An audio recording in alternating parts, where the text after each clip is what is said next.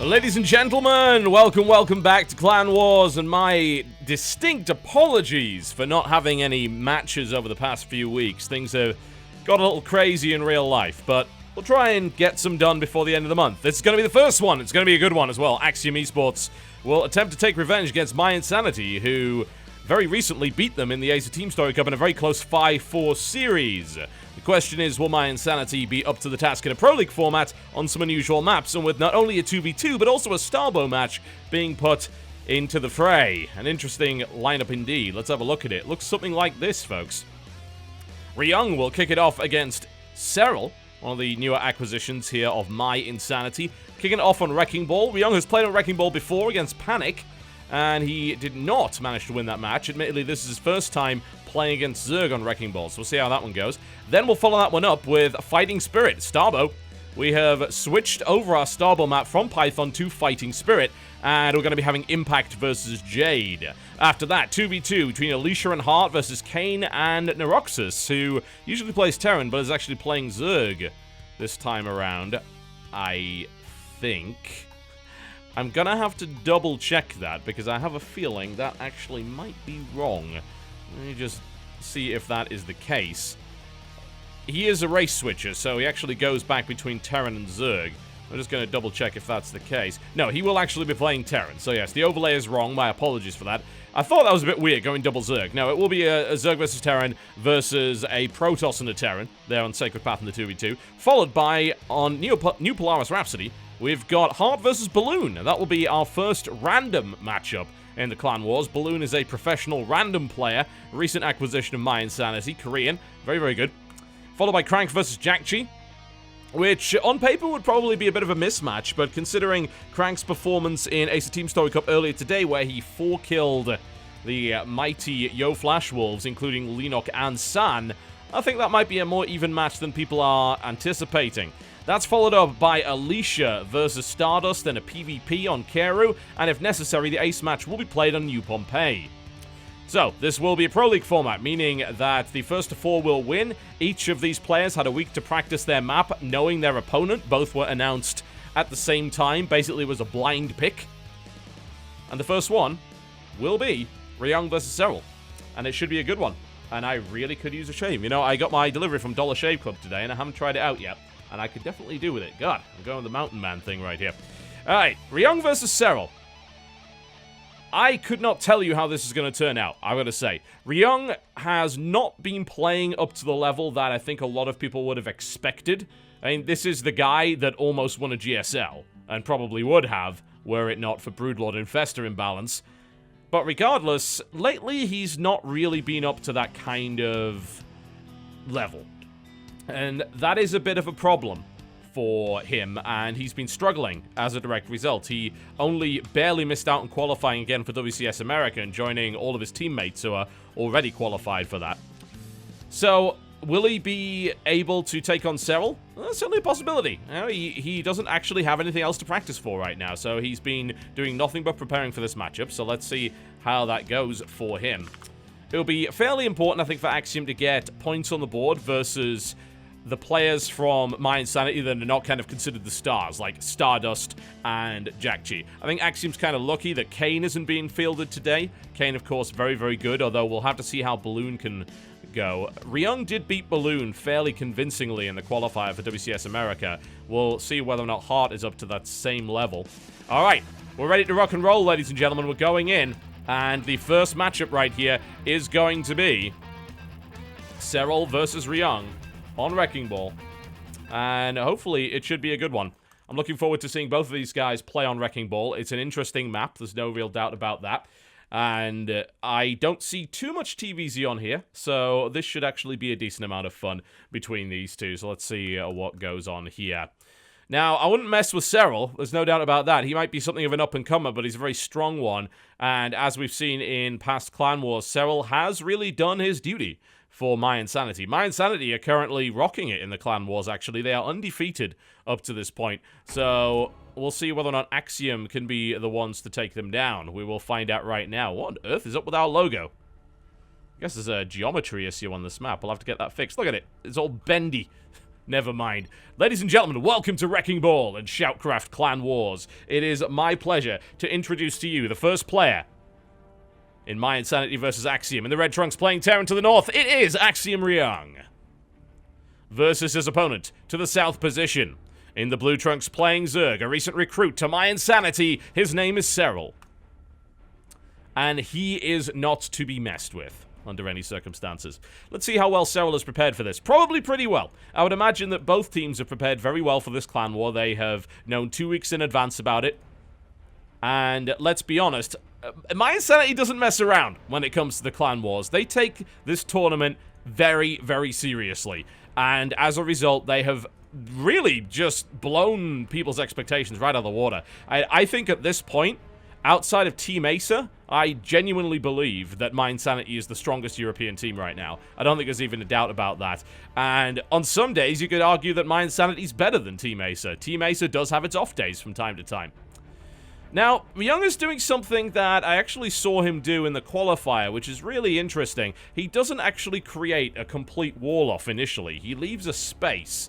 As to why you would do that, I would have to ask him, and I'm going to have to ask him after this map exactly why he does this, but he started doing it now. I'm not really sure why. This is a big enough space to put an add-on there, but it does leave the wall open to a potential scout. I would imagine on this map he's expecting an Overlord scout, though, as opposed to anything else, so I guess he doesn't really need to worry too much about walling off, but he is doing this blind, so he doesn't actually know what's coming his way. It will be fine, though. It's going to be a hatch first here from Serel, going right into a spawning pool. So, nothing unusual here thus far. It's a bit of a weird map, and it's something you do have to watch out for. The row of neutral missile turrets can be a real pain. They deal with mutalisks very well, they deal with drops very well, they limit the attack patterns that you've got. They allow you to take this 5th base over to the side safer than you otherwise would be able to. And, of course, overlords can randomly wander into missile turrets and die, and that can be very embarrassing for everybody. So, Serel scouts. He doesn't actually find anything out, though. He sees nothing. And he's going to have to go towards the ramp in order to get some information, but he seems like he's going to be very careful about where he goes. This dead area right here is decent enough to try and get your overlords out of the way of marauding marines. So he doesn't need to worry too much about that. He's going to see the Reaper coming out, and that shouldn't surprise him too much. Very standard opening here from Ryung, and then I'd expect probably the reactor follow-up here. And the CC actually going down, I would say on the low ground, but that's not true anymore. CC on the high ground. This map in particular has, very interestingly, a high ground natural, which can lead to some fairly interesting siege strategies. Up to this point, though, it shouldn't be too relevant. The Reaper is, of course, out. A second Reaper is following this up as well. There's a second Reaper on the way. So, Ryung does want to dedicate just a little bit to doing some damage if possible. Serel saves the drone. Nicely played there. The Queens will be out in a minute, so I don't expect this to do a lot. It'll be nice to have the 2 Reapers out for control and scouting, certainly, but I have to wonder if Ryung will be able to get any kills, really, with that whatsoever. So far, nothing, as you can see. 6 lings now in the field, so not really what you want to mess with. You can kind of pick away at the Queen and try to come back for it later, which is a pretty decent strategy, assuming there's not an extra Queen out to transfuse. It can be a good waste of energy as well. You want to delay your opponent's creep spread, then nick away at the Queen, make them build another one, and force them into a transfuse instead of a creep tumor. That's a decent way of doing it, and we actually got a couple of lings out there. That's going to get more shots off of this Queen. He's working on it, he wants it, and there's more lings on the way, but speed is not done yet. So will he be able to get it? He might commit, but if he does, he'll probably lose his Reaper, so that could be a bit risky. Decent control coming out of Ryung so far. In the meantime, Hellions will be the follow-up, so far, so standard there from Ryung. Nothing really out of the ordinary. This Queen has taken damage, but Serel is now up and running. Transfuse energy not available. He is going to go straight for the Queen, and now there's enough lings to say, you know what, this isn't going to work. So, Ryung has been annoying with this. He's killed a couple of lings, 2 lings, and is now going to back off. And then he's going to follow this up with the pretty standard follow-up for this situation when you have 2 or 3 Reapers alive, which is you take some Hellions and you shove with the Reapers. And that's pretty powerful. Gives you that little bit of extra firepower, good amount of mobility. You can kill some lings, you can do a little bit of damage. He's going to have to scale some lings. There's 8 just lurking around the side here. This could be risky. If Ryung doesn't spot this, then this run-by could come in. I mean, there is no wall off here. You can see that's the setup. He's managed to do the swap around, and he will have a wall off there, but Ryung needs to watch out, and he knows. He is suspicious. It's like, hang on a minute, where are you? But there we go. The lings will now be spotted by this Reaper, which is fantastic. So the Hellions are going to come along and clean that up, which is good. That means no run-bys available here for Serel. So, really safe play out of Ryung so far. Nothing surprising. And we're going to see double Roach Warren here out of Serel. He wants to start creating this wall off. He's spreading creep really efficiently already towards the center of the map. So, that's going to help him out an awful lot if he needs to pull off a surround on those Hellions. There's still two more Hellions. Yeah, 2 more Hellions are finished now, the construction. So, it's going to be 6 Hellions and 2 Reapers. It's a good little number. And he's not going to build anymore. And now he's just going to go into bio. So nothing out of the ordinary there. Another barracks coming down straight up on the reactor here. Stim is well on the way. And additional barracks being added on. And he'll then look to try and take a third. I don't know, though. We have seen, especially in the WCS qualifiers, when he was playing against Czech, he actually went for some very aggressive 2-base builds. After this, he would go to this kind of big barracks push. He may decide to stay on 2 bases, but I'm not a big fan of it, honestly.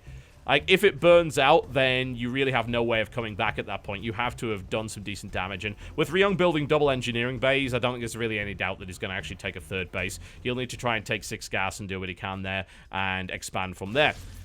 Well, Serel's Queen defense has been really solid. He actually went up to a rather abnormal number of 5. That's quite a few. And it's allowed him to both spread creep very efficiently and also ward off any aggression here from Ryung. Extra Hellions being added in there. So that's the total of 6. But still, what are you going to do with that? Not much. Double upgrades coming out of here from Ryung. So he is going to play heavy into bio. Stim is done. The medevac capability is now built. Lair, on the other hand, is almost finished AF for Serel. How much gas has he taken? He is currently on 4. He hasn't taken 6 yet, but if we look at his gas count, it looks like he's probably going to be going towards Spire. That said, he did decide to go centrifugal hooks first, so I think he feels like, you know what, I've got to be able to fend off this aggression before I consider going Spire. With these upgrades, it's likely that his transition will be Spire. It's not in... There you go. I was going to say, it's unusual not to see Spire, because, I mean, what else synergizes well with Ling and Baneling?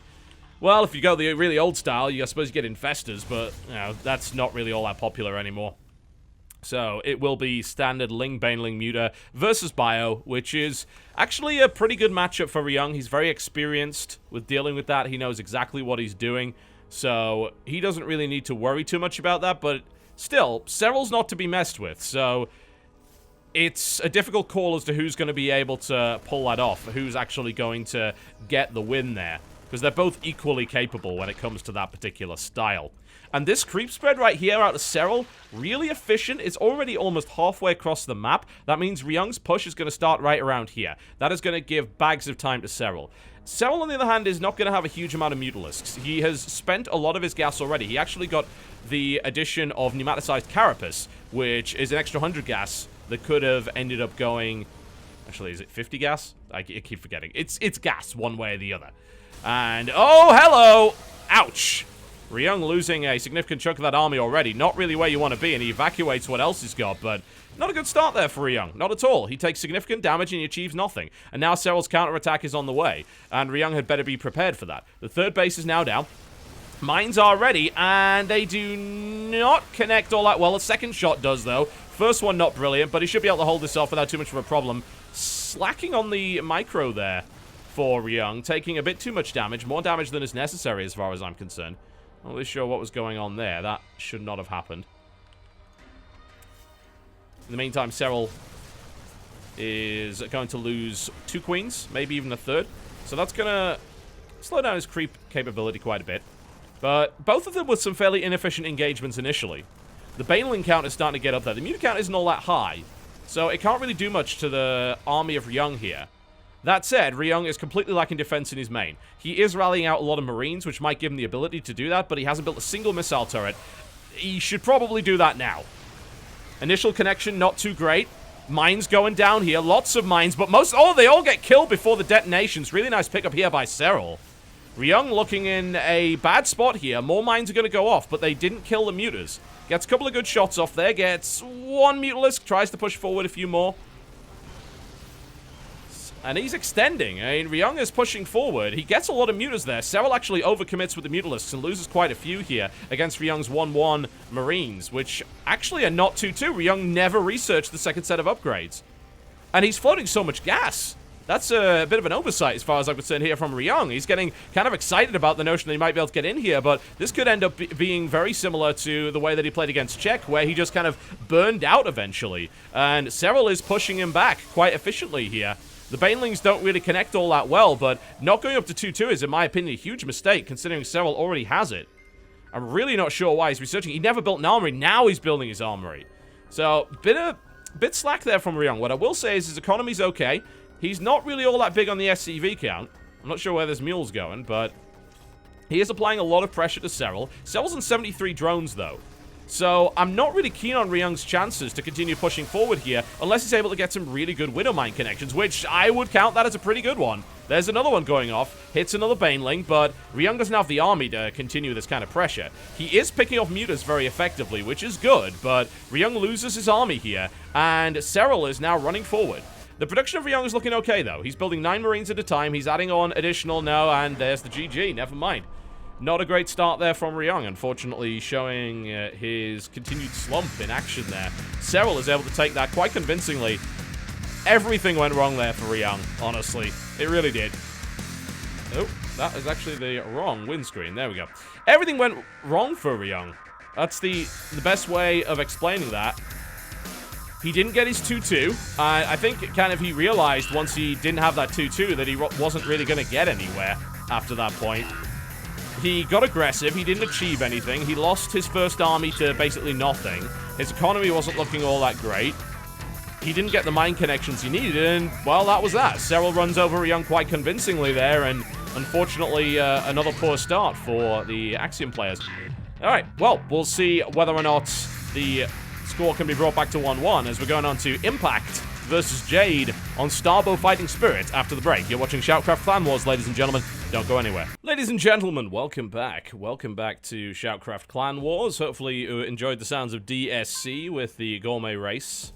Oh, yes, very good, very good.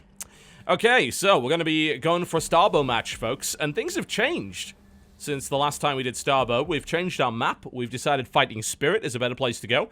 We've got Impact versus Jade and Zerg versus Protoss. So Jade is mYinsanity Starbow player. Impact is one of the Starbow players from Axiom. Almost everybody on Axiom plays Starbow to some degree. So we'll certainly see what happens there. I'm intrigued to see where this goes. Some very extreme changes have actually been made to Starbow very recently. There was a big patch. It made a lot of changes to this game. As to what those are, well, there's a lot of them. It would take, I think, honestly, a lot of time to go through all of them. But I can tell you a few things, certainly, that might be at least relevant in this matchup. So the cost of Stalkers was increased, because apparently they were too good. Corsairs, I mean, this could be very relevant. Corsairs now deal 100% splash damage in all radius, which makes them very, very good against mutas. So that's something that Impact now has to bear in mind. Zerg got Abduct replaced by an ability called Parasitic Domination, which means that after 15 seconds in a 6 range, a unit that is kind of nuked by the Parasite will change hands to the Zerg player. So that's something to consider there. We get a couple of changes to Lurkers and things like that. And changes to abilities like Ensnare and Hallucinate. We'll see how that goes. Alright, well, we haven't cast Starbow in quite some time, so I'm looking forward to seeing how this goes. And, of course, to a match on Fighting Spirit, which is something that Impact should be very, very, very familiar with. Just going to check that they're ready to rock and roll. We should be able to get started. You will not be seeing the fancy Game Heart overlay here, I'm afraid, because you can't use Game Heart with Starbow. Well, you can use the overlay, but you can't use the sponsor stuff and things like that, which is unfortunate, but it's a mod. You can't really stack mods upon mods, unfortunately. That's just the way that it goes. I'm just waiting for Jade to be ready, and then we can begin. Jade has an uphill climb here. Impact is very, very good at this game, to the point where he almost beat Innovation in the Big Starbow Invitational Tournament. It was a very, very close series between these two. So, Jade is going to have his work cut out for him, but that depends on how much Jade has been practicing. Jade has had 2 weeks to practice this. Impact has been working on other things. He's been preparing for GSL, he's been preparing for DreamHack Bucharest, so it's entirely possible that Jade just knows the game better at this point. So we will see what happens. Here we go. Starbow Fighting Spirit will be the venue for our next encounter between these players. And it hopefully should be a good one. So far, all of the Starbow matches that we've seen in the Clan Wars have been very lackluster, very disappointing. So that's not too brilliant. Not really been too keen on that. It's been unfortunate. A lot of the players didn't take it serious, though. Didn't really know what it was. So we've been doing less of them lately as a direct result. But in this case, we do have 2 players that are very familiar with the game. So it should hopefully be very good. And of course, this is just a regular point, just like anything else. So if Axiom can grab this, then that will put them 1-1 with mYinsanity after a disappointing loss there from Ryong in the first game. As I said, don't underestimate Serel. Serel's Ling Mutabane is absolutely rock solid. His macro is rock solid. His creep spread is rock solid. I mean, he was just good. Simple as that. And Ryong made more mistakes than Serel did, and Serel killed him. Simple as that. Do not underestimate the foreigners, especially not in the Clan Wars, folks. As I have mentioned before, foreigners actually have the majority win rate in Clan Wars. In fact, the Korean win rate, I believe, is now under 40%. Which is kind of insane when you think about it, but it's kind of the only tournament that is like that. Alright, folks, here we go. Welcome to Fighting Spirit, a classic Brood War map here for some Starbow action in the Clan Wars. To the northeast position, the Red Trunks representing Team Axiom. Playing Zerg, he is Impact. Versus his opponent to the northwest position. In the Blue Trunks, playing Protoss, it's mYinsanity Jade. Now, Impact, of course, has pretty good history with mYinsanity in the sense of he murdered most of their team the last time that they met in the Ace of Team Story Cup. He beat pretty much all of them, although he did lose out to a revival at the end. And not revival as in CM Storm revival, but a revival of their star player, Jackji. He went into a really cool best-of-3 series, actually, with Jackji, which unfortunately he narrowly lost. But yeah, he tore through the mYinsanity lineup quite nicely. We'll see if he can do that again. Of course, he only gets to play once unless he is brought back for the ace match, which he might be. He's in the kind of position where he's playing good enough to actually be sent out as an ace. Although, you do have players like Alicia, of course, and Crank, who has played very well today. Won 4 games against the Yo Flash Wolves. I've seen an expansion out of Impact here, and an expansion out of Jade as well. So, passive opening here. So, Fighting Spirit. It's a nice little remake, actually. It looks pretty good. There's been a decent amount of effort put into this. Fairly narrow choke points. Of course, Starbow does not have force field, so it's entirely fine to have these bridges and chokes and things like that. And indeed, the game is almost entirely based upon it, and it gives a fairly severe defender's advantage, the kind of thing that you don't necessarily see within games like just the regular Starcraft 2. Spawning pool to follow it up here for Impact. Forge at the front, so we're going to be seeing a wall off here from Jade, which seems like the right way to go. There are no swarm hosts in Starbow, folks, so no sieging will be done that way. So we will need to see what kind of thing Impact attempts. He may attempt to do a Hydra bust. That was a fairly popular build. Hydras, of course, in Starbow can be built very quickly. They can be built a hell of a lot quicker than they can in StarCraft 2. And they're pretty effective at busting down walls like this, for instance. So we have to see whether or not Jade can scout it. We have to see what's going on with it. It could be something else, of course. It might not even be a Hydra bust, but against a wall-off like that, it's a fairly potent build, and it's the kind of thing that Impact, who was a Brood War player prior to this, is very familiar with. Ling's now out on the way. A couple of Queens being added on here by Impact as well, and the Starbow Queens have different effects. They can do different things. They have things like Nurturing Swarm, which is actually a heal over time and also a build speed increase. So if you're constructing a building, you can do Nurturing Swarm to make it build faster, which is pretty cool. You can also Enrage. Queens by default do not have an attack. And hey, what did I say? 2-base Hydra Bust by the looks of it here from Impact. Really strong, honestly. And if Jade is not ready for that, and Jade did not get the scout on the Hydra Den, looking perhaps for a 3rd base, and if Jade doesn't find one, he might think about that. Kader and Citadel being added on here. That's a nice little upgrade. It allows you to do Chrono Boost. It also allows you to do a small teleport, which is almost like a mini recall by the name of Rift. Cannon is up at the back. But this is eminently bustable here. Groot Spines being added on by Impact, so here it is. I'm going to be seeing 2-base Hydra out of him. It's the Enrage on the Queen. That Queen is very pissy. Queens cannot attack by default in Starbow. You have to use an Enrage ability, which is actually something that uses energy. So you don't necessarily want to do that unless you absolutely have to. Being chased away there. And he's now going to head back down. What you also can't do is spawn 7 lava anymore. You can inject lava, which increases the spawn speed of lava, but you can never go over 3, so a bit more Brood War-esque. Twilight Council coming down here for Jade to see what comes of that. He may decide to build Stalkers. It's entirely possible. Stalkers, of course, did recently get nerfed in the sense that their cost was increased. They were very, very powerful back then. The thing is, these Hydras are actually going to start to hit the front prior to anything like that coming out. They're not particularly fast. They're just going to sort of wiggle across the map here with a 1.94 movement speed. But there's a Dragoon coming out right here for Jade, who's chrono boosting that out and is adding more gateways, so he may be looking to add Stalkers in here. But right now, damage is already being done.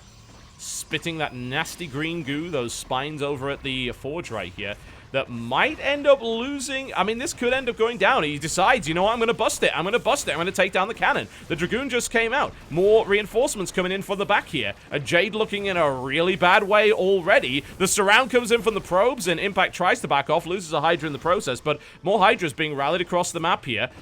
We're seeing Zealot speed being added on, but Impact is continuing to hammer away at this front. Upgrade times in this mod are significantly higher, so it's entirely possible that this +1 might get cancelled. A Stalker is being added on. 2 Stalkers actually being added on here.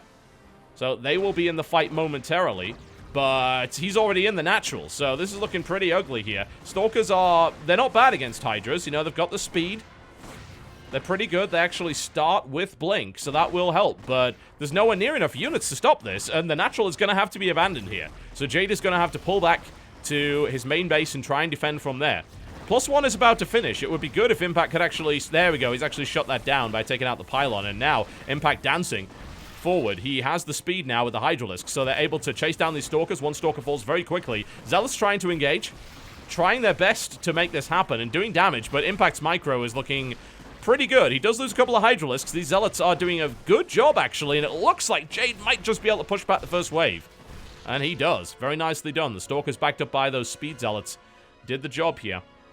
Movement speed now is 3.14 on those. You don't get the charge in the way that you do with Starcraft 2, but you do get the extra movement speed. However, that +1 was delayed, and the second wave is on its way here. Impact continues to rally Hydralisks across the map, and is now going to Lair Tech here, and it's taking a third base, and knock, knock, knock on the door. He goes again. Impact would still want to take that Forge out. He did not finish the upgrade. He's now trying to open up this choke point a little bit here. Jade getting in, and as you can see, Zealots do huge amounts of damage to Hydras, but they also take huge amounts of damage, so we're going to need to see more units coming in. Jade is trying to fend this off, and down goes the +1, and he is not going to finish that.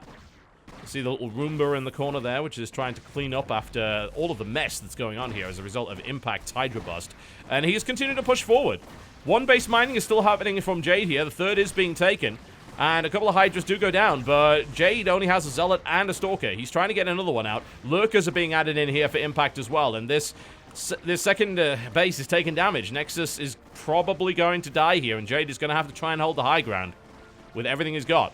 That's going to be very difficult to do. Stalkers go down really fast. He blinks out, brings a Zealot in, brings a Probe in as well. He's just picking away at the Hydralisks. He's doing a pretty good job, but Impact is microing away from this. More Stalkers now being added onto the mix. It's going to kill one, tries to take another. Let's see how good Jade's micro is. He does lose his Nexus, but he is pushing those Hydras back. There's the blink, an aggressive one. He's going to kill most of the Hydralisks here by the looks of it. So, as you can see, Stalkers are actually not too bad at all in this mod. And, of course, with the extra blink, they're able to get forward. Unfortunately, they do meet a wave of reinforcing Hydralisks and are now pushed back. Well, Jade's in a pretty bad spot, but he's not out yet. You can never count someone out in Starbow at this point. Jade's been microing very well. He is supply blocked, which is maybe his biggest problem at the moment. He can't reinforce, and at the moment, he's fortunate that Impact isn't building more units. It's 14 Hydralisks out here for Impact. So he's going to sit on those and be pretty happy with it. He's building a creep highway all the way to his third base, and the macro is looking good. It's weird to see at 11 minutes I'm saying, yeah, good macro when there's like 35 drones, but that is Starbow for you in a nutshell. And Jade looking to try and kill that Overseer, and he gets it. There you go. Nicely done. But where does Jade go from here? Does this go into a one-base all-in at this point with Stalkers and Zealots? It looks like it might have to be. I don't know if he's got enough Stalkers to make this work, especially not on creep. This is going to be very difficult. Impact is now pushing forward here, looking to try and fend that off, and he does it. But there are now 6 Zealots, which of course are very strong in this game. Very strong indeed. +1 missile is about to be done here for Impact, so this might be a nasty anti-timing. We're going to see some lurkers added into the mix as well, and there's actually no observer here for Jade, so if those lurkers finish before this attack hits, which is not looking like they will, then that could be a problem, but Impact might be run out. Never mind, GG. He sees the lurker and it's like, well, I've got no detection, that is that. And Impact picks it up there for Axiom, taking it 1-1. Alright. Probably one of the better Starbow matches that we've seen. Interesting. The Hydra Bust very effective. Looks like Jade just wasn't quite ready for it. He did a good job of defending it, honestly. He was able to push it back, but only just. And he just ended up losing too much at the end of it. Oh well, never mind. That's what happens, and it's currently now 1-1. And the next map is, of course, going to be our 2v2 map. Alicia and Hart versus Kane and Noxus on Sacred Path.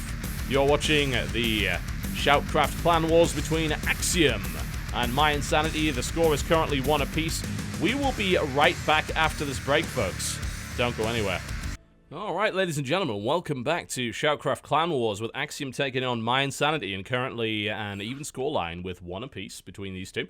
And as you can see, Serel with the solid win over Ryung on Wrecking Ball, but Impact taking out Jade on Starbow Fighting Spirit without too much of a problem. A very solid Hydra Bust there from the ex-Brood War Wunjin Stars player. And now we have a 2v2, which could go either way. We've got Alicia and Hart versus Kane and Noxus, and now Noxus actually plays Terran in this matchup, so it will be a PvT versus a ZVT. And Sacred Path, of course, has been our 2v2 map for the entire time. We're starting to see some interesting strategies developed on it. It hasn't, I don't think, really got to the point where we feel the need to trade it out front of the map, although at some point it might happen. We'll have to see how it goes. Certainly interested to see where this map keeps going if the metagame continues to be developed on it. But 2v2, it is something that the foreign teams in particular have demonstrated an aptitude at. Something that the Korean teams are just not as familiar with. They don't play a lot of 2v2. They're not really used to it. Whereas the foreign teams generally get a bit more time to play it. They are more up-to-date on the metagame, and we've seen teams like, say, EG just dominate in the 2v2 format. They have been rock solid with 2v2. So I don't necessarily fancy Axiom's chances here. They were the first team to develop a strategy that involved walling off the center, which is a decent way of doing things. But I have to wonder whether or not it'll be good enough. Last time they tried it, it was against Startail, and it failed. Life basically just found a way. He went through the top rocks and was able to get around it. We're just waiting on the Noxus to join the lobby, and then we shall begin. We'll see if they developed their strategy a little better this time. It was solid. I mean, they basically did a barracks wall off in the center of the map, and it did the job for a while until life broke down the rocks and they didn't keep an eye on it. It was actually a strategy that was then used in different combinations by other teams, including a Protoss wall off involving cannons. It's pretty good. So I have to wonder, will it be Alicia that does the wall off this time? Will it be Hart, or will it be neither of them? And then perhaps a more traditional Zeren and Turg. Wow. Okay, I guess you could call it that. We should call it that from now on. You know, a Zerg and Terran team should be called Zeren. What would we call this? Trotos? Tropos? Possibly, yeah. Tropos versus Zeren. Why not? That's a good combo. I like that. Okay, countdown has now begun. Axiom Hart and Axiom Alicia versus mYinsanity Kane and mYinsanity Noxus. A bit of a surprising decision, I think, to send out Kane on the 2v2 only. It's not that they don't have the option to send them out in other matchups. They actually do.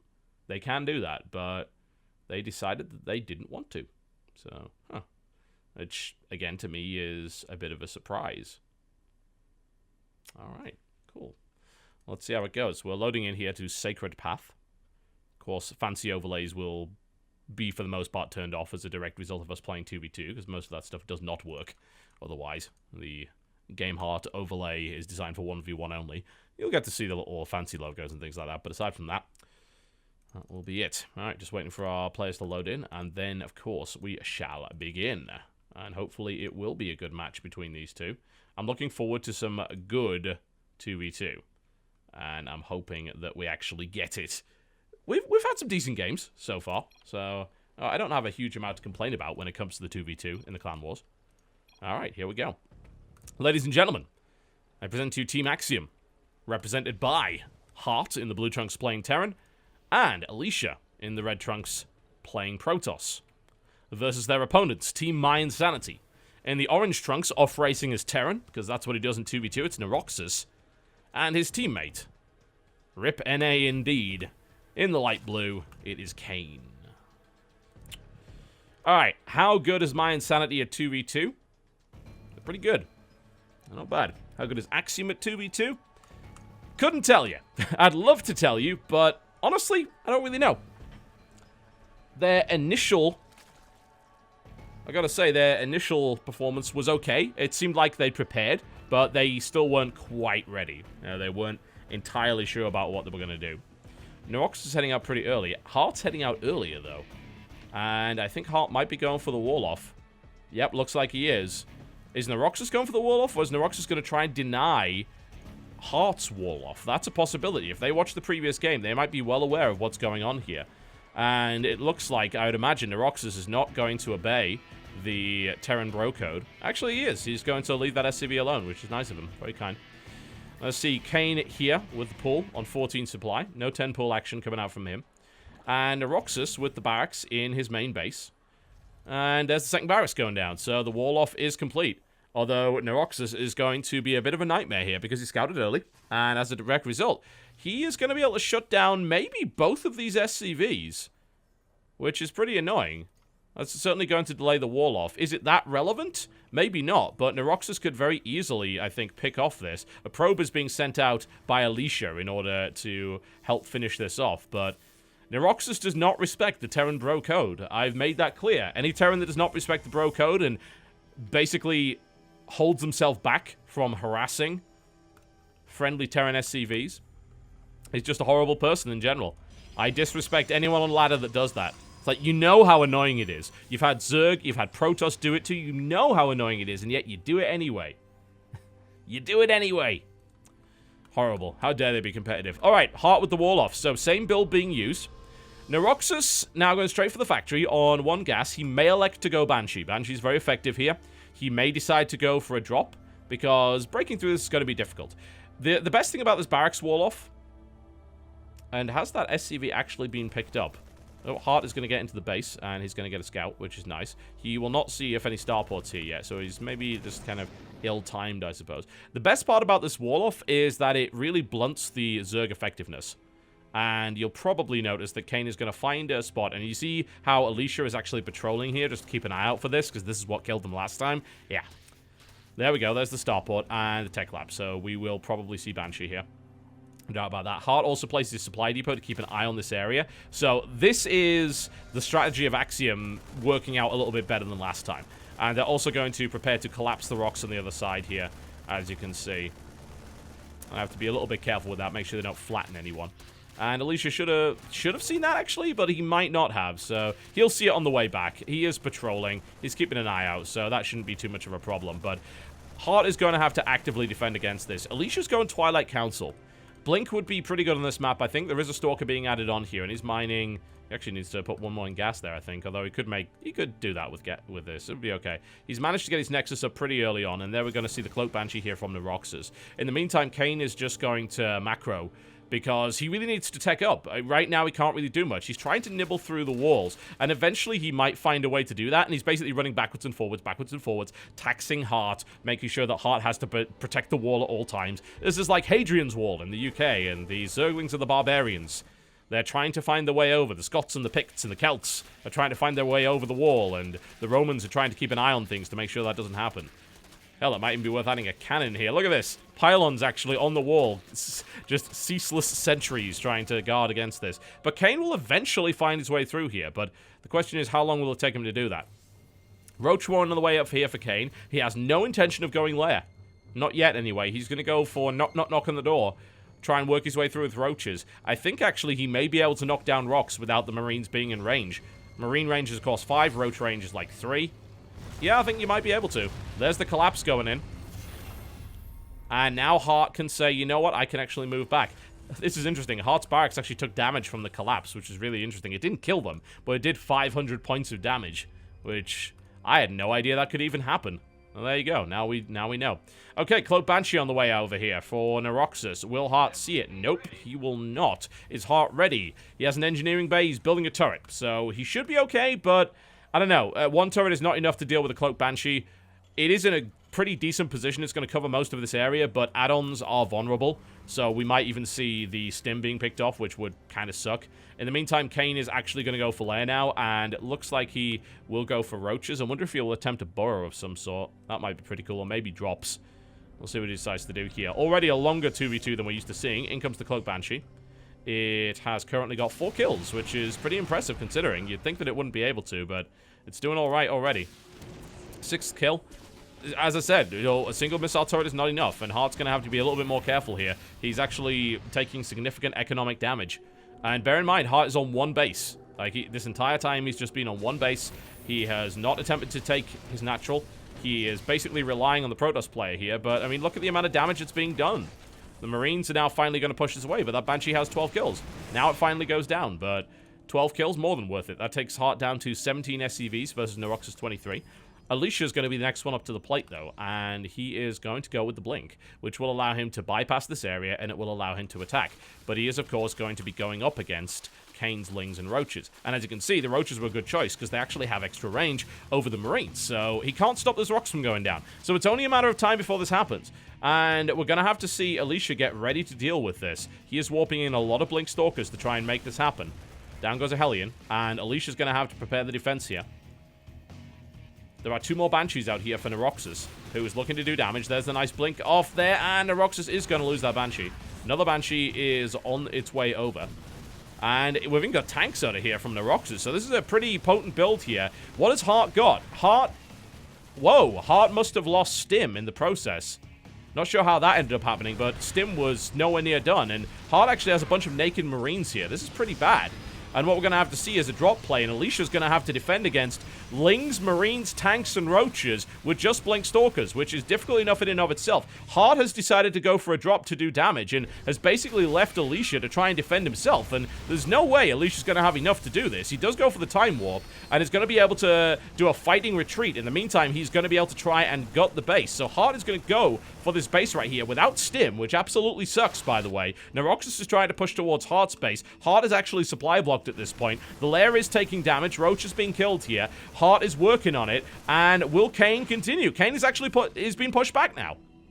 He's saying he can't lose his lair. Well, he is going to lose his lair, and he might end up losing his spawning pool as well by the looks of it. So Hart's drop was actually very effective. In the meantime, however, Noxus wants to kill Hart and might end up having enough units to do that. Alicia's going to have to defend him here. Hart is the 1 base guy. He's focusing on that spawning pool, and he's going to get it. Hart needs to get out now, though. He needs to get out, and he does. And he's going to be able to get out there and maybe reinforce. Now Noxus is pushing in here. Repairs on the Stim. The Stim actually did complete.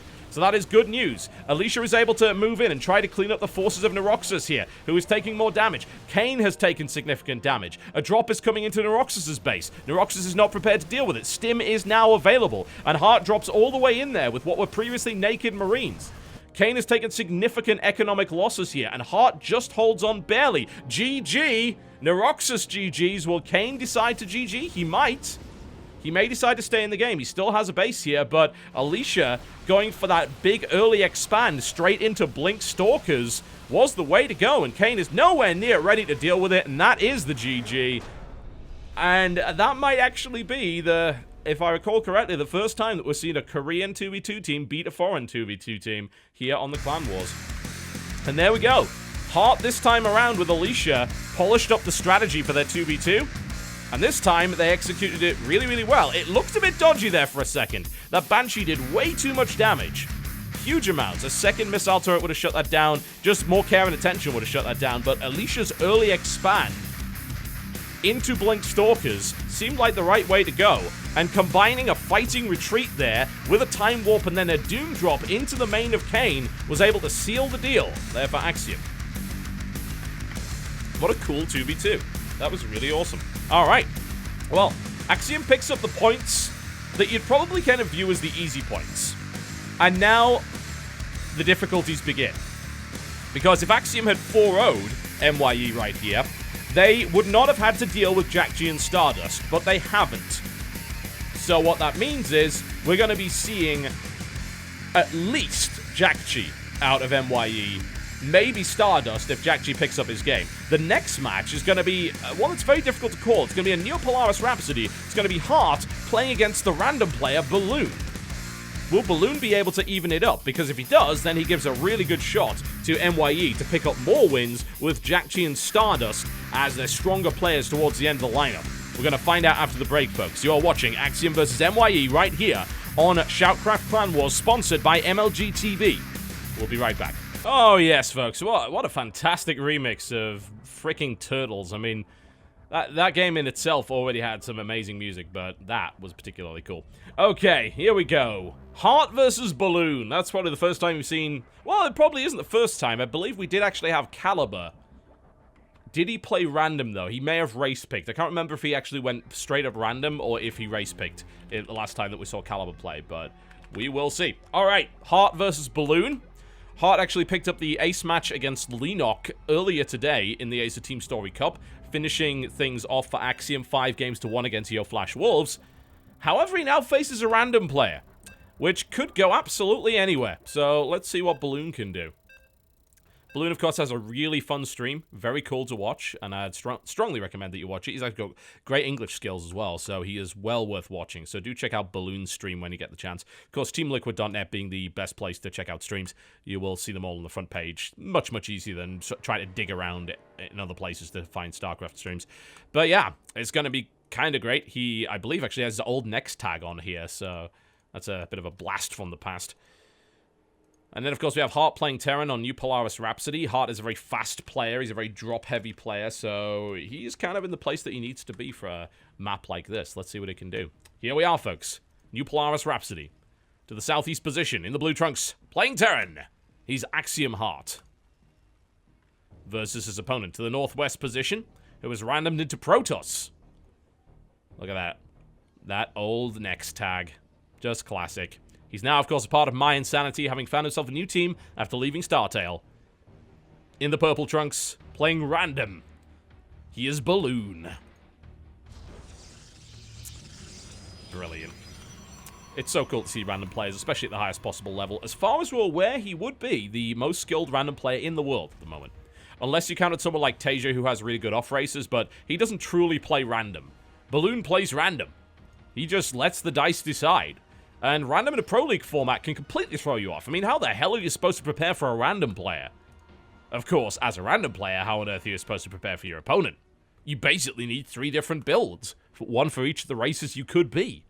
So, this could be a bit crazy. For those who don't know, New Polaris Rhapsody is perhaps one of the most well-known unusual maps because it was used at the Red Bull Battlegrounds New York event. They took a risk with a map like New Polaris, and they got some pretty good games out of it. Admittedly, most pros decided to veto it because they weren't so comfortable with it. Here's the cool thing about New Polaris Rhapsody. Every 5 minutes, lava will rise. That will flood pretty much this area right here, all the way through the middle, all the way to here, and around there. The high ground is safe, but this middle area here will be flooded, as well as kind of, I think, a few areas around here as well. Yeah. So, you gotta watch out for that. And that can delay pushes, it can mess up timings, it can, of course, kill units, as we saw in the hilarious Cats versus NXZ, who, well, Cats went for a Ling Baneling bust and then ran all of his units into the lava, and then the game went on for 45 more minutes. It was a bit of a ZVZ classic, let me put it that way. You generally don't get to see something that great. And oh my, that was great. No real doubt about that. Alright then. Hart gets the scout. He now knows his opponent is playing Protoss. That is useful information to have. Now you can start to prepare. He did open up with a Reaper, which is good. He didn't do any weird build that would die immediately to Protoss, so there's nothing wrong with having a Reaper early on. Is it a good Reaper map? It's okay. It's not brilliant, though. I mean, you do have some issues with this map. For one thing, getting up here, very difficult to do. Most of the time, you just go up the ramp and then just run right in, because there's actually no ramp on the natural. But that does leave you with very limited options. You cannot jump this, as far as I'm aware. I'm almost certain you can't. I guess we're about to find out if that's true, but he does scout. He sees no expansion. I'm almost certain you cannot make that jump. You can blink over it, but you can't Reaper over it, because I'm pretty sure this is actually unpathable terrain, so you can't get someone up on there, because that would be ridiculous. I mean, you could drop a bunch of Marines on there. Hell, you could drop a tank on there. It would be absurd. But no, I'm pretty sure that's unpathable, so Reapers don't work that well here. You can have a look around. You can keep an eye out for proxy pylons, which I think is perhaps the most useful thing. It is very easy to hide proxy pylons in this map. Uh-oh. Lava surge is on the way. Okay, so let's see what happens. Probably nothing by the looks of it. Hart is going to pull back, and I believe these units are pretty safe. So we're seeing a Zealot Stalker Mothership core pressure here from the mYinsanity player. Good way of doing things. Man, he was a little close to the edge there. Bit risky. But this actually delayed this push. So you can even see this lava actually does kick into effect. It does cause problems even if units don't die in them. The Reaper's going to spot that immediately and get a couple of parting shots off on that Zealot. It's going to make its way in there. But honestly, there's not a lot of defense here. So Hart is going to have to probably pull SCVs to repair this. Down goes that wonderfully colored Time Warp there, and all of the Marines die. The Zealot's dead, but that leaves a Mothership core here alongside a Stalker. And I think what Hart's going to have to do is he's going to have to time the Marines with these Marines coming out of the bunker there. Now he's going to have to try and sandwich this. But there's two more Stalkers on the way in. Back into the bunker he goes. SCVs are being pulled through the Time Warp, which is, of course, never what you want here. He's trying to fight against the Stalkers. He's actually almost getting them. Pushing them back, but he didn't quite get that surround. And now they're popping out and going in again. Pulls back the Reaper, and some good micro coming out here from Hart. He is losing units, though. He almost took out the Mothership core, and in fact, I'd love to see him actually kill that, and he does get it. But there are still a couple of Stalkers now. They're being chased down by SCVs, but look at the amount of damage. 8 workers killed already here by the Zealot Stalker Mothership core rush, followed up by 2 more Stalkers, which was quite unpleasant. And now this Stalker will eventually die, but not before taking out yet another unit. And an Oracle on the way here for Balloon as well. What a great start for Balloon there. Really awesome. Could have been even more dangerous, but you know what? It's weird. I think, actually, the lava helped Balloon instead of hindering him. And you might say, well, TotalBiscuit, you're out of your mind. Here's the thing. It actually delayed the push. What that meant was the Stalker follow-up that was coming in actually ended up syncing up a little bit better with the push. If he'd gone in and the lava wasn't there, he may have got caught out and destroyed before the 2 reinforcements arrived, at which point the push would have been shut down. So it was a weird twist of fate, I feel. Turret's going up. Oracle is on the way. There is no turret in the natural. Admittedly, there are also no SCVs in the natural, so that doesn't really matter a huge amount. He will be able to catch 1 here, by the looks of it. But this missile turret will go up. There's also Marines there as well, so nothing to really worry about. Oh, the Marines come out to meet him. All right. And say hi, hi, hi to that Oracle. It currently has no kills, although it will end up getting them if he's not careful. And now he's making his way out. It's weird, actually, because Hart might think that's a hallucination, but it clearly isn't. Second Oracle coming on. Right, now he's definitely not going to think it's a hallucination. Are there enough Marines to kill it? Yes. Do the Marines have to be together? Yes. Absolutely. If they end up getting caught out on their own, they will die to this. More damage is being done. Where's the other Oracle? It's coming around the side here. It's going to try and get in. It might be able to pick off a couple of SCVs. Now the engagement comes in. Yet more workers being killed off. This Oracle gets 9 kills. Hart is just bleeding horribly here. And Balloon is really taking it to him. Very impressive display here from Balloon up to this point. Really doing the damage. And Hart looking completely unprepared for this matchup. Stim is on the way. It's almost finished. Yet more delays being put in here as this Oracle just goes to town and just does whatever it wants. Cancellation on that as well. That's 16 workers killed, combined, between the Oracles and the Stalker push. And the strange thing about this is that, really, there's been barely any units here for Balloon, and he hasn't needed them. He's been macroing up heavily. What does Hart do from here? Looks like he's got Stim. He can go for combat shields. He can't go for drops. I mean, he has no tech for it. His factory's been slowed down so much. There's still no missile turret, which means that that's going to be more dead SCVs in the mineral line here. Stim comes forward, but Balloon was more than ready for that. Hart looking just completely off his game at the moment, whereas Balloon is absolutely on it. Lava Surge coming out. In comes another Oracle. That Oracle actually has full health, so it can take on 4 Marines. You want to watch out for that. Lava is now rising. It will not do anything. It will certainly have no effect, but... Hey, look at that. Doubling the worker count pretty much here for Balloon. He's looking great right now. He's going into Immortals. He is bringing out the Robo Bay. He's going to get Colossus out, and there isn't even a Starport up yet, let alone anything else. Hart is just all over the place, and Balloon is looking very focused here. Really impressive play so far from Balloon, and not really what you would expect, yeah? Hart is a high Grandmaster League player. He competes at the highest possible level. Balloon's a random player, but he's still random career GM, which is a fairly impressive thing to do. Most players can't even reach that, so Another stim here from Hart is really, really working those units down in health, and he hasn't got any medevacs, so this is not good. Yet more damage being done. Really good control here from Balloon. Another Oracle is just hanging in the wings here. 12 kills on that one, 6 kills on that one. Just hampering Hart's economy, who is desperately trying to re-establish. And what answer is he going to have to Colossus? He's got nothing. He's having to salvage his bunkers here. The bunkers, of course, wouldn't really help too much against Colossus, but at this point, I think, honestly, unless Balloon runs his units into the lava, he builds 2 Colossus, goes and kills Hart. The only possibility here for Hart, by the looks of it, is to actually go out and attack. And this is a bit of a desperation move. The Oracle doesn't see the move out, but he also didn't see any units at the natural, so that might be a warning. And this has got to be it. Hart has basically got to go now. He has to attack, and he has to kill his opponent before too many Colossus come out. There's going to be 2. I don't think Hart can do this. I really don't. I don't think he's got the units for it. It seems highly unlikely. There's only 1 Marauder in that force. There's only 2 medevacs. I don't see this doing the job, but it's a desperation move here from Hart. He knows he doesn't have the units to fight this. He is well aware. And he's now going to have to attempt to drop. There's actually nothing there for him to drop on. I love the cannons at the back. This is really sneaky, and if Hart runs into those, he's going to be in big trouble. It just shows perfect understanding of the map here from Balloon. He's obviously played this map. He knows what he's doing. These drops are going to be intercepted. If Hart's not paying attention, he could end up losing units. He is paying attention, thankfully, but Balloon has every angle covered, and he's looking great. Hart, on the other hand, has been able to macro back up, which is good. It depends, I suppose, how long Balloon decides to wait. Revelation going down. Really nice move. And he's going to have to wait. Pushing across the map right now might be a bit of a risk. Obviously, in a couple of minutes, the lava is going to surge up. But after that happens, well, he needs to go in, actually. He missed out on an opportunity to pick off that Oracle. I guess he thought the Oracle had moved out a little bit further than it had. There's 3 Colossus. There's going to be 4. How many Vikings are there? Only 4. Fighting that is going to be nigh on impossible. There's these units right here that are just sort of posturing to try and delay a 3rd base. They can't drop. It's just not possible. These 2 cannons are going to deny all of that. If he goes in here, he instantly dies. The only way he can do it is to actually go all the way around the map and go around the back. And there's a cannon there too. So Balloon is just so well prepared for this.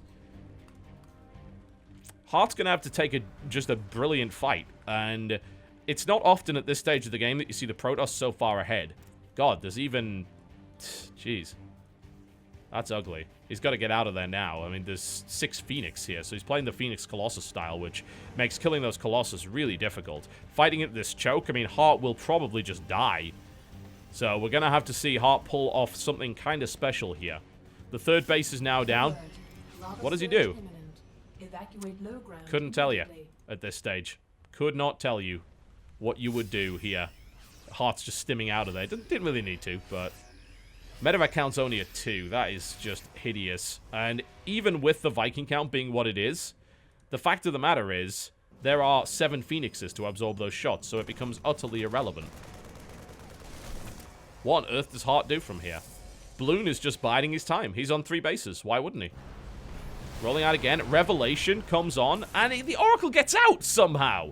That Oracle has got hacks. I don't know what it is, but Hart is now moving out with Revelation on his army. So, the visibility now looks something like this. I mean, he knows exactly where his opponent's army is. He knows exactly what his opponent's army is doing. His entire Viking count is done. There are proxy pylons being warped in here that will be able to warp in Zealots and attack. Ghost Academy is on the way here for Hart. This is a desperation attack. There's no way Hart can make this attack work. Balloon would have to make some colossal mistakes. And I don't see that happening. I wouldn't want to fight on that bridge either. Force field is king here. And he's going to fight. And he does take out a couple of Phoenixes. So, all credit to him for that. He's bringing more units across the map here. But a Zealot run-by comes right into the base and decimates the economy of Hart. He's going to have to pull back. He's bringing the SCVs off to try and fight that. And, of course, backed up by Marines. He'll eventually do it. But now 36 workers killed by Balloon. Really nice play here from Balloon. Awesome play, actually. Now, if anyone thought that this guy's just a random streamer, no. No. Balloon is legit. He is legit good. Hart haphazardly leaving units around the map to be killed. Really silly play. And Balloon is probably just going to run him over now, honestly. You know, I'd like to say that Hart has a shot here, but he would have to take just the most miraculous of engagements, and I think the balloon would have to allow that to happen. It's still only 2 medevacs, so any kind of stim really hurts Hart's army. It's going to be very difficult to get that going. Finally, he picks off that pesky Oracle. But what on earth do you do from here? It's 3 bases versus 2. I don't even know where the probes are. It looks like he's not even mining from there. And does Hart just go for a base trade? Is the mothership core? Where is it? The mothership core's over there. Hart's got some ghosts moving across the field. I'm not really sure what his plan is here, but the fight's coming in. And there's no way in a million years. We're going to have to see some great focus fire here from Hart. And some excellent kiting. And good luck doing that with double time warp coming down. Hart's army gets absolutely gutted. Completely destroyed. And GG, Balloon picks it up. Very impressively indeed. And Hart looking completely out of it there. Really unfortunate. But Balloon ties it up 2-2, and that now makes it really hard for Axiom, because now they've got to fight Jack G and Stardust. And they were hoping to not have to do that. And they will have to now. So, Hart dropping the ball there, gotta say. And Balloon really on his game. Alright. Well, let's see where this goes from here then. Because if you were a betting man, I think what you'd say at this point is, well, mYE's got this in the bag. They've got to Jack G and Stardust. And they both have pretty good matchups. Jack G got Crank. And Jack G is really, really good. Crank's looking on fire today. That might be enough, but we'll see. And then Stardust got Alicia in the PvP, which is, for Stardust, really good news. So, mYE has a real shot at just taking this right now. But it is still 2 for 2. So, we will see. It's entirely possible that won't happen. I'm going to hop back to the NA server for the rest of these games, folks, because, of course, Jack G and Stardust are both in Europe, and the Axiom players are in Korea. And then we will check out the next map, which is going to be Crank taking on Jack G. Alright, ladies and gentlemen, welcome back to the SHOUTCraft Clan Wars, and the next match is about to begin. Crank versus Jack G. It's currently 2-2 in this best-of-7 Pro League format. Okay, so on paper, this is, at least in the opinion of many people, a bit of a mismatch, because Jack G's on fire. Crank has, at least for the last year, really failed to attain the results that he was looking for. He had a very promising 2012, and then in 2013, kind of fell off a little bit. And now, he goes up against Jack G. However, there is one rather important thing to note, and that is the fact that today, Crank went through 4 players. 4 of Yo Flash Wolves in the Ace of Team Story Cup, taking out Lenok, Ian, Haas, and San, before eventually falling to the revived Lenok, who was then finished off by Hart in a 5-1 sweep. That is one prepared Crank, and I'm going to say, Crank has really brought it out so many times for the team. In GSTL, in Ace of Team Story Cup, in SC2L, basically any kind of team league they play, Crank is the kind of guy that leads from the front. He's the playing coach. He can pick up the wins when they matter. And he's going to have to here. Because if he seeds another game, then you get Stardust PvP. Which could go, I mean, that could go pretty badly for anyone that's involved against Stardust. So let's see if he can do it. In the southeast position, ladies and gentlemen, the Red Trunks playing Protoss. It is Axiom Crank versus his opponent, the ace, of course, for mYinsanity. And we might see him again if we get to the ace match. To the northwest position in the Blue Trunks, playing Terran, mYinsanity Jack G. So, really, if you're Axiom right now, you want to win both. You want to finish this 4-2. Because if you get to the ace match and you see Jack G come out again, then Jack G is a fiend when it comes to ace matches. He is really, really good. He has been on fire recently. He is really solely, well, I wouldn't say solely responsible because that's unfair to Kane, because Kane played really well, but Jack G was the main force behind Axiom's defeat in Ace of Team Story Cup very recently, when he was able to effectively beat Impact twice. And he also, I believe he actually may have cleaned up Crank as well, if I recall correctly. So, that's something to bear in mind. Jack G is a big winner for mYinsanity. He's very hard to deal with. He's very effective in team leagues. However, it is worth bearing in mind that we are dealing with unusual maps here. Very unusual maps. What do we got? Well, we have a map that is a semi-island. So once you go into the middle here, you'll notice there's no way across. Thank you, MLG, for the sponsorship. It's all rocked off. Cliffs and rocks, all the way as far as the eye can see. What does that mean? It can mean a number of different things. But more often than not, it means that you are very limited in the kind of openings you can do. You can be very greedy. However, what you can also do is this. And I've never seen a Terran do this before. Double Reaper opening on a reactor. If Crank thinks he's safe, he is mistaken. He's going to need Stalkers. He does have a Cyber Core already, though. He also has a Mothership Core coming up here as well. So, this is fine. JackG can afford to do this because of the map. The only threat is the Mothership Core. And it is possible... Oh, wow, look at the positioning here. Crank. Looking to bypass some rocks here. What will happen? Well, you can kind of find your way around. And if... I don't know. I'm thinking Blink here. Blink might make sense. We'll have to see what he comes up with. He is mining gas from both sides. I can't imagine it's going to be anything else. Stargate play, never mind. Okay, so I guess he's just putting them there for the sake of it. It's good to have the option. JackG's going to come around the side, and he's going to be able to find his opponent eventually with the Reapers. He's following it up with 2 more as well, so he's going to 4 Reapers, which is not what you usually see. But again, on a map like this, you're focusing on either airplay, drop tactics, or something that can cliff walk. And when it comes to Terran players, well, obviously they're going to open up with a Reaper on this map because that allows them to spot everything. Gives you so much information, and you really need that. The Mothership Core is the only early scouting option here for the Protoss. Yeah, they've got to send the Mothership Core across the map. He sees another Reaper coming in. He's got to watch out. He has no defensive units. He almost has a Stalker. Almost. But he could lose some probes here if he's not careful. JackG's setting up. And Crank is on his way back. He doesn't want to recall if he can avoid it. Because he would love to be able to use Photon Overcharge. But... I don't know, this is dangerous. Only 1 Stalker against 3 Reapers. This can, with good micro, go very badly for the Protoss player, especially if the initial shot goes on, and Crank is falling back to the mineral line. He's going to have to pull probes. He's bringing his Mothership Core back, but it isn't here yet. They're not particularly fast, so this 4 Reaper opening here from JackG is proving to be very dangerous, already doing significant damage here. The probes are heading in, but so much more economic damage already being done here. This is already paid for itself. 8 probes, 9 probes, 10 probes. JackG is murdering the probe line of Crank here, and is finally kind of forcing a Photon Overcharge, and is going to get yet more. What a devastating opening here from JackG that really only works on this map, and Crank was too greedy with his opening. He didn't build a Stalker until he absolutely had to. He thought he was safe, which was completely untrue. 14 workers killed for the cost of 1 Reaper. Devastating attack here from JackG. Now, JackG is going to start to work on drops now. An Oracle is on the way out. Crank needs the Equalizer, but this is already being scouted. He knows the Stargate is there. He is well aware that's a possibility. He's going to keep Marines near both mineral lines, and Oracle is probably not going to get much done. So Crank is way behind already, and he might even end up losing the Stalker, actually. Nah, he should be okay. He's got a second Stalker there. That one's shields were down, so it was possible, but... Now we're going to see Blink after it as well, which I agree with. Blink seems like the way to go. On a map like this in particular. I wonder if JackG will actually find the pylon. He is looking for it, but he hasn't managed to find anything just yet. But this was a devastating start for the Protoss. Absolutely devastating.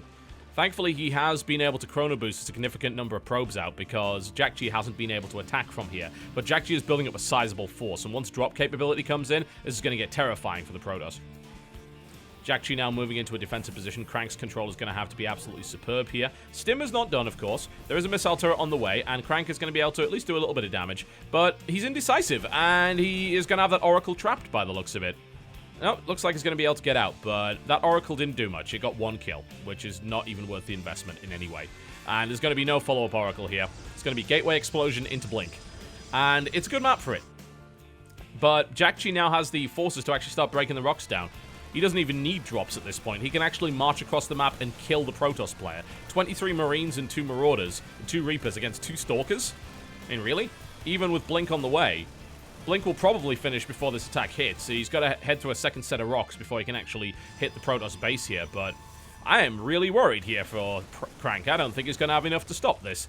If JackG continues to move his way forward, he may decide just to wait for medevacs, though, which is kind of a saving grace here for Crank. He thankfully doesn't have to deal just yet, anyway, with a huge bioforce that's just going to knock his door down. Jack does have Stim. He has not built combat shields, interestingly enough, which is a bit of an odd decision. He's looking to go for an attack early, I think. That's why he's got the concussive shell. And I have a feeling he suspects Blink. This is a map for Blink. Protoss generally go either Stargate or Blink on this map. In the case of Crank, he actually went for both, of course. Got his Oracle scouted there, which was a little silly. Took a lot of shield damage in the process as well, unnecessarily. And he didn't see the drop either, so that's not too brilliant. That's going to cause some problems. The drop is on the way back. The Mothership Core is where? Out of position. So that's problem. Real problem here for Crank. This drop is going to come in, and it's probably going to do devastating damage. Especially if he decides to go for another warp in at the front here, which he could. He does have this pylon over here. If he saves these warp ins, and he's got to turn these to warp gates. If he doesn't do that, and that's even worse. Now he's turned it to warp gates, so he will actually have warp ins available. Let's see what Jack's timing's like. It may be that warp ins come in. Okay, there we go. Where are the warp ins? Well, he's now come back, so it looks like he should be okay. He's going to lose a couple of Stalkers, though. He did take out the Medivac, so that's all going to get shut down here. So these Blink Stalkers will be able to clean this up without too much damage. Crank losing a Stalker for no reason there. The control of Crank is looking a bit sloppy right now, I've got to say. He loses more workers as well, which is not what you want. So Crank could have easily saved 2 of those Stalkers, and he didn't. So that's a problem. He did shut the drop down without taking crippling economic damage, and is kind of caught up almost, but this march is coming across the map here. Jack with 3 Medivacs, 9 Marauders, 21 Marines. That's a lot of Marauders. That's a good number as well. He's going to have 11. And Crank is going to have to force field like a god. He has no Immortals. He doesn't have upgrades as of yet. He's working on it, but Jack already has +1. Jack has everything in his favor right now. It's unlikely that Crank is going to be able to hold this. 71 Army Split at 31? I don't think so. This is going to be a pretty quick loss after a fairly disastrous opening here for Crank. And there's the Stim. And we're going to have to see... Oh my god, focus fire. Crank just gets obliterated. Jack flattens him. Not even close. GG. And mYinsanity goes up to match point. Well, that was devastating. Absolutely devastating. Crank didn't even look on the same level as Jack there. So that was definitely a disappointment there for Crank, who... frankly, had played an incredible series in Ace of Team Story Cup and then just fell completely flat against Jack there. Really nice 4 Reaper opening. That seems to work very well on that map. And if you're too greedy, which a lot of players are, I mean, we've seen... Let's see, we saw Jade die twice just due to being far too greedy on Neo Jungle Valley, and that's what happened there. We got the 4 Reaper opening into massive probe destruction, into crippling economic damage, into 1 dead Protoss player. So Jack buries Crank, and now it's up to Alicia. Alicia's going to win a PvP against Stardust, which is difficult enough. It's called Cheese Dust for a reason. Will he be able to pull it back to the ace match?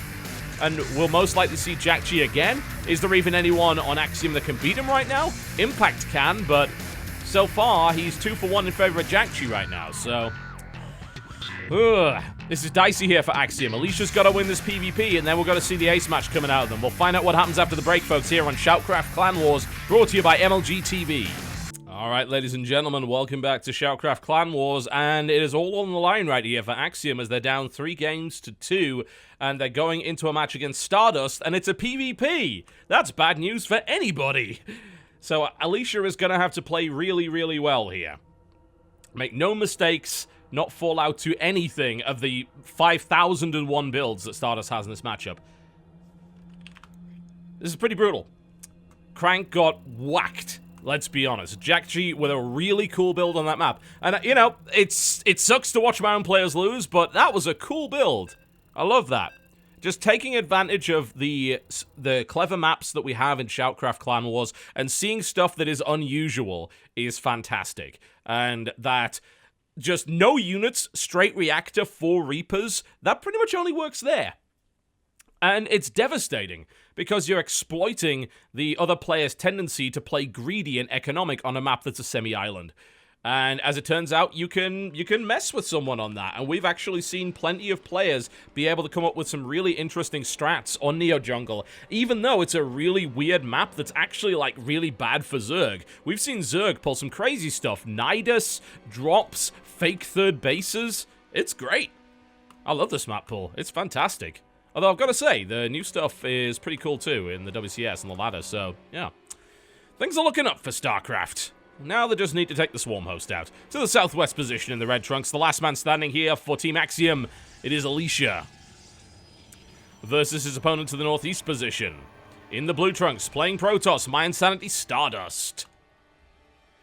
Now, of course, Stardust made a huge splash when he won that dream hack that no one really expected him to win. He came out of nowhere. Since then, struggling to replicate that particular level of success, but still placing highly in Premier tournaments, which is really, that's what you want, yeah? You want a regular earner for your team, and Stardust is that guy. You can send him to a tournament, and you know he's probably finishing top 8. And that in itself is enough to justify paying a player like that. It's great. It's kind of the same with Alicia. You know, we're in a similar situation with him. We know he's going to finish, for the most part, top 8, top 4. Obviously, he finished top 4 in WCS this season. And we got other players like that as well. But with Stardust, I think he's just very regularly getting those results for mYinsanity, which is awesome. It's the kind of player you want. And now they have Jackji, who can do exactly the same thing. So, mYinsanity's lineup is looking really strong. They've got some of the strongest foreign players, like Kane, who is just awesome. And then, of course, they have Serel, who is a hot up-and-comer. You know, he's really good, too. And then you've got people like Balloon, who are completely unpredictable. I would love to see Balloon compete in the tournament. I hope he gets sent to a foreign event. It would be so cool to have a pro-random player actually playing in the bracket. It's so rare that we get to see that. Okay. 3 in each gas here, and on both, so who knows where this is going. Obviously, Stardust is known for his propensity to cheese, and he is indeed moving here, so it's most likely going to be a proxy Stargate, and Alicia is going to have to scout that, or at least blindly prepare for it. Even if he blindly prepares for it, it's hard. You've got to get a couple of Stalkers out at least. I mean, you'd probably need a double gateway opener to really stop a proxy Oracle. If it's anything else, I'll be kind of surprised. There we go. Proxy Stargate here. Mothership core is going to be needed, and Alicia is at least getting that. He's going to need a Stalker out. I think he kind of knows what's going on here, but he's going to have to scout it. I mean, he has not elected to scout in any way, so it's very difficult to know. I'd also like to know what Alicia's tech path is. It's probably going to be Blink, honestly. Knowing Alicia, it's probably Blink. If he's expanding now, no, there's no way. Out comes the probe, and Alicia might be suspicious of that probe. Alicia is moving over to the side here to try and scout it. Will he see it? I don't think he will. Oh, he's changed direction. I think he might. Oh, it's going to be so close. Is he going to miss it? No, he turned around. He was looking down there, which is, of course, an audacious place to put it, but you can also put it there. Oh, man, this is nasty. Okay, so Alicia's going to have to bring back his Mothership core. He's going to have to get his second Stalker out. He is building a Twilight Council. He's actually building it in the base at the back. That's, of course, going to get scouted. Alicia's going to have to be ready, but there's going to be no photon overcharge for another 15 seconds. The Oracle, it's going to be really close. The Oracle's probably going to do some damage. As to how much, that's debatable. Where is the other Stalker? It is actually out in the middle here. It's got to come back right now. Alicia's got to be ready for this. He is about ready to throw down the photon overcharge in a couple of seconds here, and he's got to do it now before he loses too much. And there we go. Photon overcharge has been thrown. That was going to fend that away. Still, the Oracle did get 3 kills. That's not too bad. Man, it's a shame that Stalker wasn't in position to actually intercept it. He may have got a kill on that, but unlikely. Okay, so what information does Stardust have? He knows the Twilight is here. He pretty much knows Blink is on the way. He saw it researching.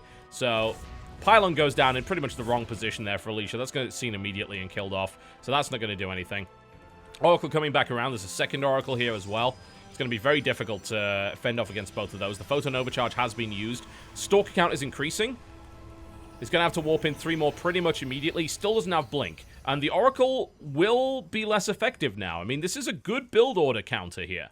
And unless Stardust somehow gets some more kills in the next few seconds, these Oracles are probably... I wouldn't say they're going to be useless. You never, ever, ever count out an Oracle. Especially if you end up leaving for an attack. Yeah? Blink's on the way for Stardust as well. Alicia is going to leave for the attack. He's going to leave a Stalker here. That's not enough. 1 Stalker will kill an Oracle too slowly. So economic damage is going to be done. As soon as Stardust sees this attack, I imagine he's immediately going to try and move in with the Oracle. Blink is now done for Alicia.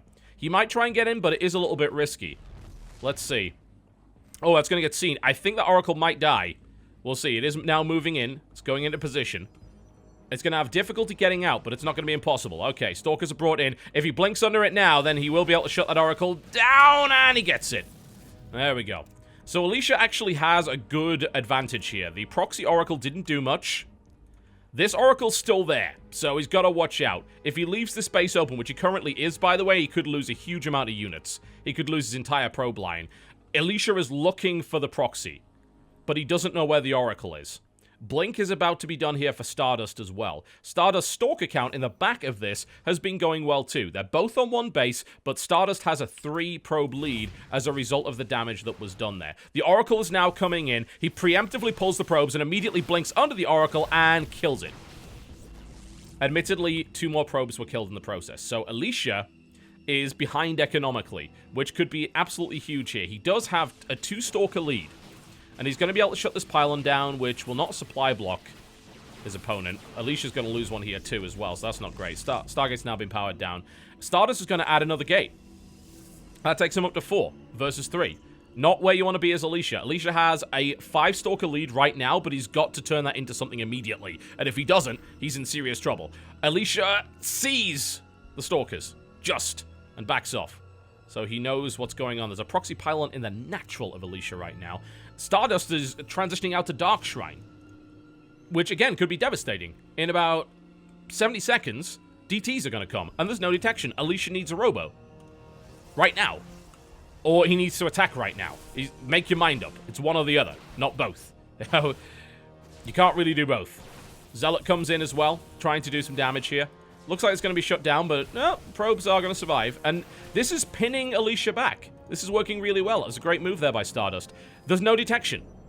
The Dark Shrine is going to be up in 30 seconds. Obviously, if the proxy pylons get cleaned up, that's going to be good, and he finds the one in the natural, which is great.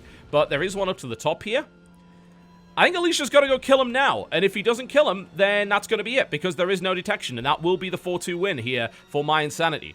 Alicia's also supply blocked, which is absolutely disastrous. You don't want that to happen at this stage. He's got to go. He has to go now. I'm really surprised that he's not prepared for the possibility that Dark Templar might be put in. You know, you can do that. And here come the DTs. I mean, there's nothing stopping this unless... will Alicia will he notice? Will he notice? If he leaves his base right now, this could be disastrous. The sentries, they're leaving. The DTs. Oh, no. Oh, God, he's all in now. He is absolutely all in now. I don't know what Alicia's doing right now, but he's going to lose all of his sentries. He has DTs in the main. Absolute disaster here for Alicia. I don't know why he didn't attack, honestly. He didn't know what was going on. And he's just lost his entire economy. And that is going to be the win here for mYinsanity, as Axiom with a fairly poor showing, honestly. MYE with the excellent preparation as always, as we saw previously from them. Axiom not up to the challenge. They pick up the 2v2 in the Starbow map, which is not necessarily good enough. That said, the DTs, they didn't kill too many units, and Alicia's actually going to go for it now. Which, again, shouldn't really work. But where's the robo going down? A proxy robo in the center of the map for an observer. Well, maybe I called this too soon. Alicia might have a shot. It's a small one, but he might have a shot. He's proxied in the middle of the map and is building an observer. He has Blink Stalkers. He has more Blink Stalkers than his opponent. His opponent does have a Mothership Core with full energy, though, so this is unlikely to work. If he pulls this off, it will actually be an absolute miracle. He needs to pull away from this before he loses any Stalkers. And he's gonna lose them before he brings his Observer in. Looks like he may have attacked too soon here. The Observer is with the army now, so he can actually kill the DTs. There we go, but Stardust is now driving him back. And will Alicia be able to make this work? He has the same amount of Stalkers, and he has no economy. He loses another Stalker. I don't know what that was, but that wasn't going to do anything. And there's the GG. And mYinsanity takes out Axiom convincingly in this clan war. Not a great performance from Axiom at all. And another 4-2 result for them. And not in their favor. Nicely done there by mYinsanity, who takes a third match. They are on 100% win ratio with 3 matches played, 3 matches won in the clan wars. They're damn good at this team format, and I gotta say, Axiom really dropped the ball there. So there you go. Alright, folks. that's been your Clan War for the day. Thank you very much for watching. I would love to tell you about the other ones, though, as we congratulate mYE for yet another successful Clan War. We've got a few more on the way. We do have another mYinsanity match, actually. They could go 4-0 in this series. In a couple of days, on Wednesday, April the 23rd, we've got mYinsanity versus Team Liquid, which is going to be great. It's going to open up with Jack G versus Bunny. I'm looking forward to seeing that. They're actually opening up with the stronger players there. Jack G and Stardust are both going up immediately. And then we've got a couple of ZVZs. Zervas versus Ret, Serel versus TLO. And then Kane and Noxus will go up against Bunny and Snoot in the 2v2 there. And then Balloon versus Mana.